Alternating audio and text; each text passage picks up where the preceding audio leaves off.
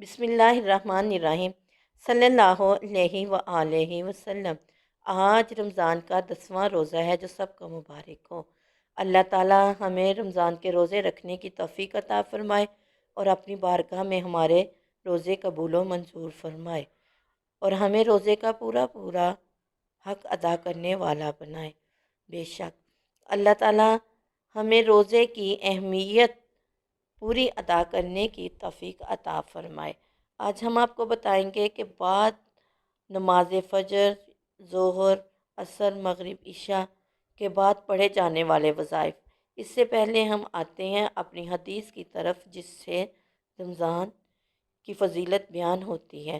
رسول اللہ صلی اللہ علیہ وآلہ وسلم نے فرمایا، جو شخص رمضان میں ایمان اور ثواب کا کام سمجھ کر قیام کرے تو اس کے پہلے تمام گناہ معاف کر دیے جاتے ہیں۔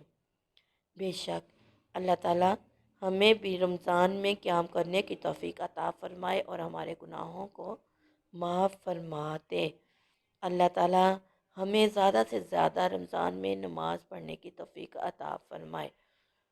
دوسری حدیث ہے کہ رمضان میں عمرہ حج کے برابر ہے۔ اب ہم آتے ہیں بعد نماز فجر کیے جانے والا وظیفہ۔ بعد نماز فجر پنجم کلمہ استغفار 70 مرتبہ پڑھنا ہے۔